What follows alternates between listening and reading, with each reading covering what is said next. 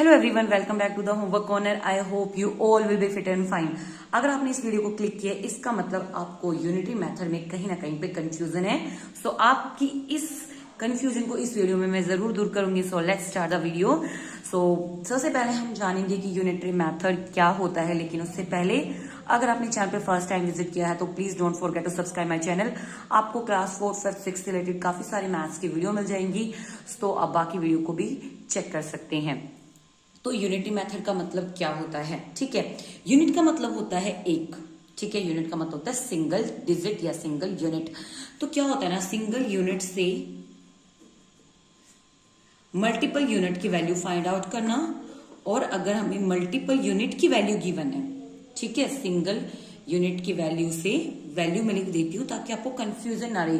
Single unit value से multiple unit की value find out करना, और अगर मल्टीपल यूनिट की वैल्यू गिवन है, ठीक है, मल्टीपल यूनिट की वैल्यू गिवन है, देन सिंगल की वैल्यू फाइंड आउट करना। सिंगल यूनिट की, यूनिट मतलब एक इकाई। ओके, सो अब हम समझते हैं क्वेश्चंस।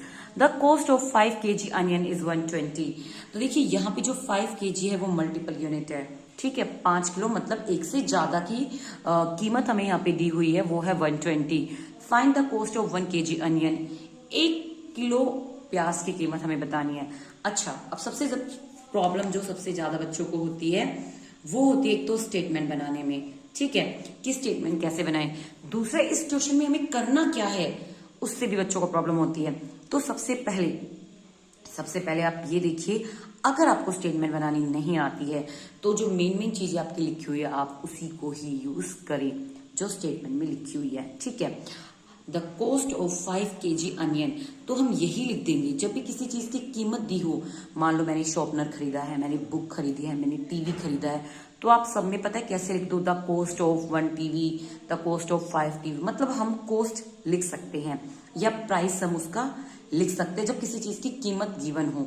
तो हम यहाँ लिख देंगे the cost of 5 kg onions is. अच्छा, इसके बाद छोड़ देंगे और ये जो 120 रुपीज है ना, इनको हम यहाँ पे इस तरीके से लिख देंगे। नाउ फिर नेक्स्ट जो हमें फाइंड आउट करना है हम वो लिखेंगे, जो हमें बताना है क्वेश्चन में, the cost of 1 kg onion is. ठीक है, यहाँ पे हम एस नहीं लगाएंगे क्योंकि 1 kg है। नाउ अब इस क्वेश्चन में हमें करना क्या है, बच्चे यहाँ पर भी कंफ्यूज हो जाते हैं। अब देखिए, सबसे पहले ना मैं आपको एक सिंपल बताती हूँ कि आप सोचिए। ठीक है, थोड़ा सा आप सोचिएगा। मान लीजिए मैंने 5 किलो प्याज खरीदी है और मुझे एक की कीमत बतानी है। कई बार बच्चे क्या करते हैं, मल्टीप्लाई करते हैं। चलो मैं मल्टीप्लाई कर देती हूँ। ठीक है, जब आप 120 को 5 से मल्टीप्लाई करोगे आंसर आएगा 600। ठीक है, क्योंकि 12 5 जा 60। अब आपका आंसर कितना आ गया, 600। ठीक है, अब मुझे एक बात बताओ, जरा सोचिए। ठीक है, जरा सोचिएगा, अगर 5 kg अनियन की कीमत 120 है तो 1 kg अनियन 600 का कैसे हो सकता है? सोचिए जरा, है ना। मान लो आपने मल्टीप्लाई कर दिया, आप पहले रफ करिए। ठीक है, आप मल्टीप्लाई कर दीजिए, बट फिर आप सोचिए, जब 5 kg अनियन की कीमत 120 है तो 1 kg 600 का कैसे होगा? मतलब हमारा क्वेश्चन गलत है, मतलब हमें मल्टीप्लाई नहीं करनी। ऑलवेज रिमेंबर, मैं आपको 2 तरीके बताऊंगी आप कैसे याद रख सकते हो। ठीक है, एक तो जब भी हमें ज्यादा गिवन हो और कम की वैल्यू निकालनी हो। ठीक है, ज्यादा और कम की वैल्यू निकालनी हो, मतलब एक यूनिट की वैल्यू निकालनी हो, ऑलवेज डिवाइड करेंगे। ठीक है, सो रुपीज 120 डिवाइडेड बाय 5, और डिवाइड करने पे जो आपका आंसर आएगा वो होगा ₹24। ठीक है, तो इसकी कीमत आ गई 24। और अगर आपको एक यूनिट की कीमत गिवन है और ज्यादा की निकालनी है तो हम करेंगे मल्टीप्लाई। क्या करेंगे? Multiply. Let's take another example. So example है, the cost of 1 kg sugar is ₹40। 1 kilo जो सुगर है वो 40 रुपीज में आ जाती है। तो find the cost of such 5 kg sugar. ठीक है, तो स्टेटमेंट हम ऐसे बना देंगे, the cost of 1 kg sugar is. ठीक है, सॉल्यूशन लिख देती हूँ मैं यहाँ पे, सॉल्यूशन लिखते हैं। ठीक है, स्टेटमेंट आपको बनानी आ गई। सिंपल स्टेटमेंट बनाएंगे, जो हमारा गिवन है हम वही लिख देंगे। ठीक है, सुगर तक हम लिखेंगे, इस भी आप लिख सकते हो, और इक्वल करके ₹40। Now the cost of 5 kg sugar. ठीक है, देखो ये बहुत ज्यादा इजी है। ठीक है, बहुत ज्यादा इजी है। लेकिन आप ध्यान रखिएगा जो छोटी छोटी कैलकुलेशन है उनको वर्बली करने की, ठीक है, बिना कॉपी और पेन के, क्योंकि इससे क्या है ना, हमारी कैलकुलेशन स्पीड जो है अच्छी हो जाएगी। ठीक है, अब देखो, the cost of 1 kg sugar is 40, find the cost of 5 kg sugar. अब इस क्वेश्चन में मैं क्या करूं, चलो अगर मान लेते हैं हम डिवाइड करके देखते हैं, ठीक है, इसमें डिवाइड कर दो।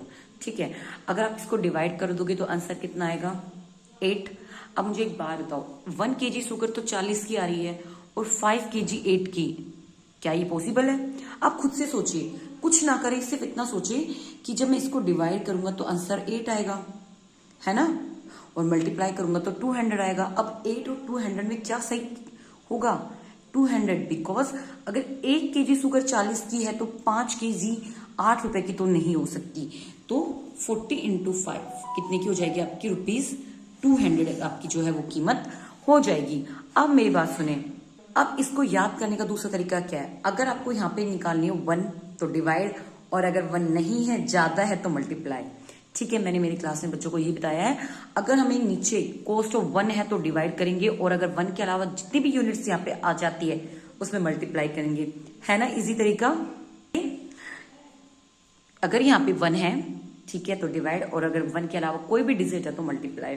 ठीक है, एक तरह के और क्वेश्चंस हमारी जो बुक्स में होते हैं क्लास 4th में, सो इस तरीके के क्वेश्चंस भी गिवन होते हैं। The cost of 6 chair is 1800, find the cost of 3 such chairs.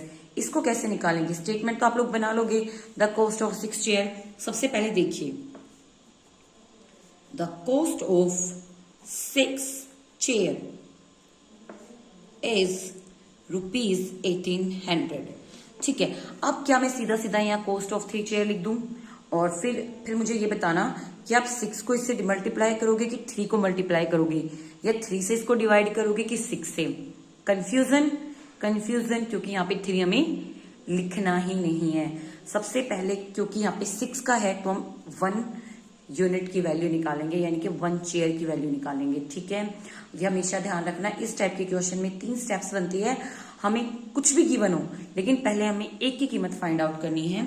So the cost of 1 chair, देखो 6 जो चेयर है वो 1800 में आती है, तो 3 चेयर कितने में आएंगी, तो हम क्या करेंगे, पहले हम देखेंगे कि 1 चेयर कितने की आएगी। ठीक है, मान लो हम मार्केट गए और उन्होंने बोला कि 6 चेयर है, अगर आप 6 खट्टा लेते हो तो 1800 रुपए की है, लेकिन हमें क्या चाहिए थी, 3 चेयर। तो फिर मैंने कैलकुलेट किया कि 3 चेयर कितने की होगी, तो पहले ये फाइंड आउट करें कि 1 चेयर कितने की होगी। तो अगर 1 है तो मतलब क्या, डिवाइड, है ना, अगर 1 है तो डिवाइड, और अगर 1 के अलावा कोई और डिजिट होती तो मल्टीप्लाई। सो यहाँ पे ₹1800 को आप डिवाइड कर दीजिए 6 से, और आंसर आपका आ जाएगा 300। कितना आ गया, ₹300। नाउ अब मुझे 1 चेयर की कीमत पता है तो मैं 3 की बता सकती हूँ। अगर 1 चेयर 300 की है तो 3 चेयर कितने की होगी, 900 की। तो द कॉस्ट ऑफ 3 चेयर हम लिख देंगे यहाँ पे, the cost of 3 chairs is ₹300 into 3, ₹900। सो इस तरीके से हम इन क्वेश्चंस को फाइंड आउट करेंगे। आई होप आपको ये वीडियो पसंद आई होगी और आपके सारे डाउट्स क्लियर होंगे। कमेंट बॉक्स में मुझे जरूर बताइएगा कि आपको किस टॉपिक में प्रॉब्लम है और आप नेक्स्ट वीडियो किस टॉपिक पे चाहते हो। सो आज के वीडियो में सिर्फ इतना ही। Hope you like the video. Till then bye bye, stay safe, stay healthy.